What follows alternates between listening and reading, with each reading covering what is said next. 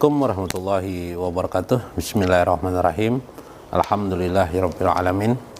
Wassalatu wassalam ala sayyidina wa nabiyina Muhammad wa ala alihi washabbihi ajmain. Saudara sekalian,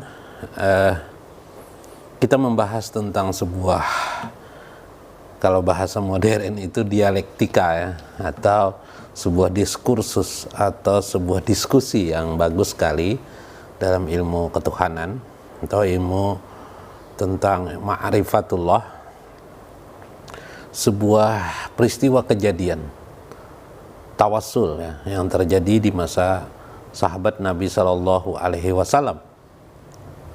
Tawassul atau wasilah itu ya, ini terjadi kebingungan nanti ya, bagaimana memahami arti dari sebuah tawassul itu ya, meskipun tawassul itu sudah Anda mengerti sudah, dan mungkin Anda sudah mempraktekkan tawassul kepada Nabi Muhammad SAW dalam berdoa kepada Allah Subhanahu wa Ta'ala. Nah, bagaimana pandangan orang ahli ma'rifah? Orang ahli ma'rifah itu biasa aja tawassul, bagaimana kejiwaan pemahaman mereka. Saya sebut dulu sebuah riwayat yang sahih disampaikan oleh Syekh Said Habib Muhammad Ibnu Alawi Al-Maliki Al-Hasani ya, dalam kitab beliau Mafahim Tujibu Antusah, sebuah cara meluruskan pemahaman kita terhadap masalah-masalah yang mungkin perlu dijawab atas pertanyaan-pertanyaan berbagai hal, sehingga mengakibatkan bahkan masalah tawasul ini menjadi masalah rumit, sehingga sebagian kecil orang-orang menganggap tawasul itu bukan ajaran agama dalam agama, tapi bagi ahli ma'rifah itu adalah sebuah ajaran agama ya, sebuah ajaran daripada agama, dan masuk juga bahasan daripada ilmu ma'rifatullah, bagaimana memahami konteks-konteks demikian.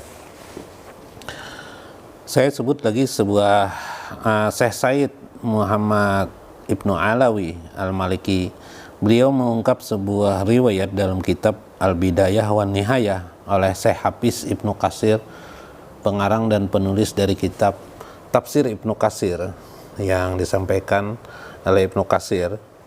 Kita bacakan aja sebagiannya ya. Zakar al-Hafiz Ibnu Katsir an si'ar al-muslimina fi mawqa'ihil Yamamah. Ini kata saya Ibnu Katsir terjadi pada masa perang Yamamah. Karena ya Muhammadah, waktu itu perang Yamamah adalah perang terhadap Nabi palsu ya. Perang Yamamah ini dipimpin oleh Khalid bin Walid. Beberapa kali Khalid bin Walid ini sebenarnya sudah melakukan penyerangan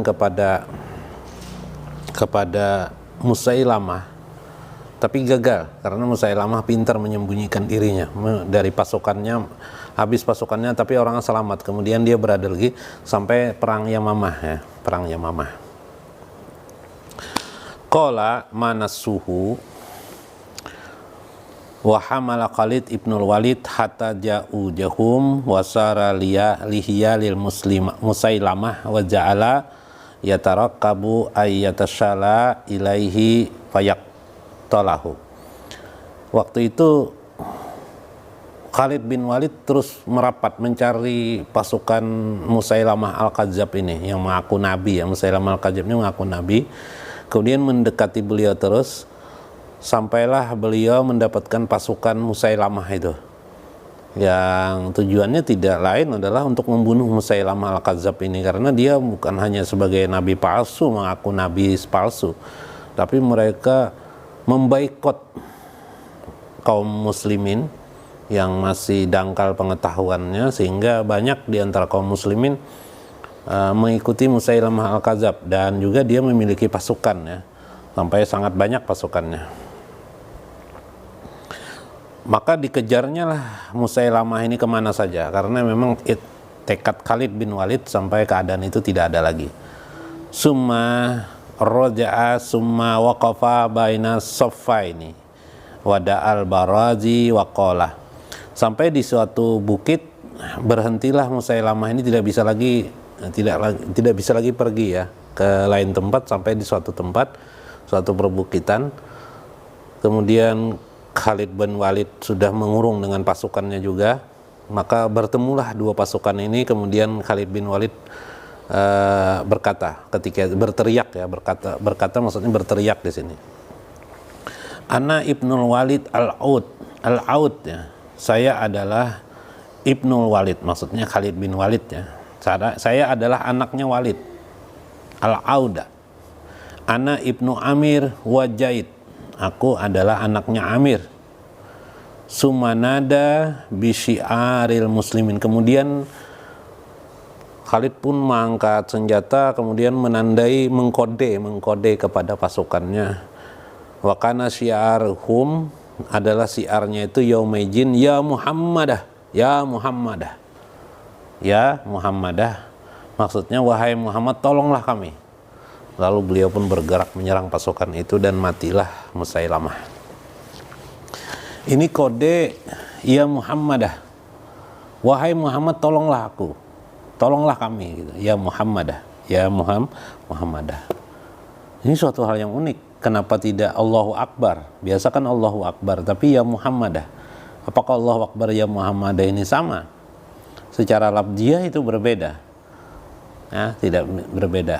Jadi ya Muhammadah ini wahai orang yang terpuji tolong kami. Lil makna ini maksudnya adalah wasilah tawasul sahabat kepada tawasul para sahabat kepada Allah, meminta pertolongan Allah melewati nama Muhammad. Nah ini. Lalu dipanggil diringkas ya Muhammadah. Wahai Muhammad, wahai Nabi Muhammad tolonglah kami.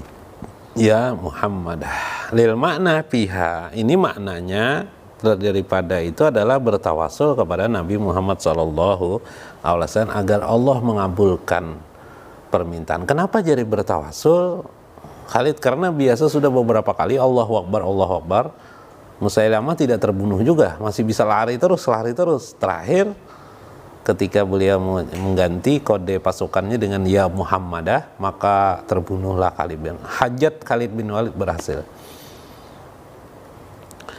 Berarti wasilah di sini apa? Karena Muhammad ini maknanya, makna Muhammad di sini adalah sebagai hamba yang terpuji, ya, dipuji oleh Allah Subhanahu wa taala. Jadi innaka la'ala khulqin adzim, karena terpuji di sinilah disebut nama Muhammad itu secara lafziah. Ada keterikatan dengan pemilik aras yang agung. Ada bukan keterikatan, ada kaidah.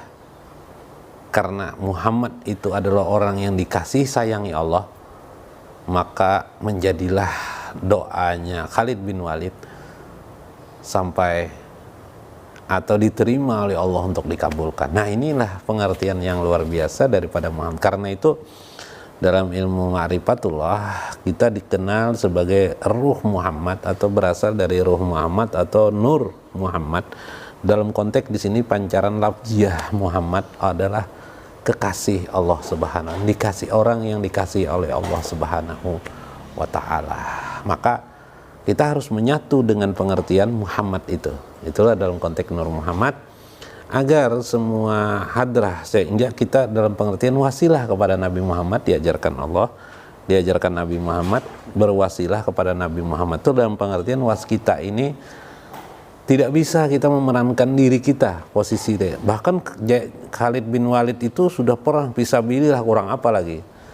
Tapi beliau menyatukan diri beliau bahwa beliau adalah bagian daripada Muhammad itu sendiri. Beliau adalah bagian daripada Nabi Muhammad SAW. Maka Allah baru memandang kepada diri beliau. Nah begitu juga kita yang jaba, yang lemah ini sudah berusaha juga. Kita perlu juga lah berwasilah kepada Nabi bahwa bagaimana Allah memandang kita ini bukan karena hebatnya kita, bagusnya kita, tidak. Kita sangat tidak ada berarti apa-apa. Lebih baik kita bilafziyah Muhammad dengan pengertian Nur Muhammad tadi itu, bagaimana Allah memandang kita sebagai bagian daripada Muhammad atau Nur Muhammad. Mungkin mudah-mudahan cara ini bisa dimengerti, dipahami, dan membebaskan sekat-sekat ketidakmengertian kita terhadap agama kita.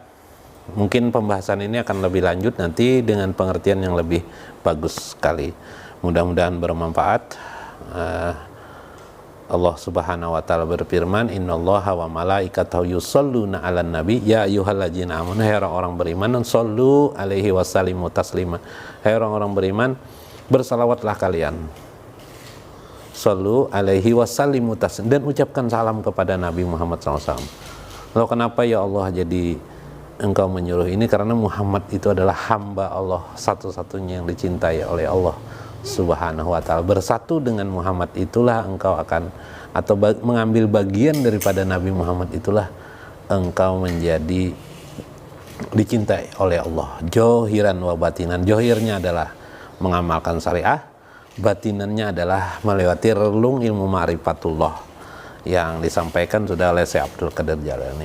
Mudah-mudahan bermanfaat, mudah-mudahan bisa dimaknakan dalam kehidupan kita. Wallahul muwaffiq wa aqwamut thoriq. Wassalamualaikum warahmatullahi wabarakatuh.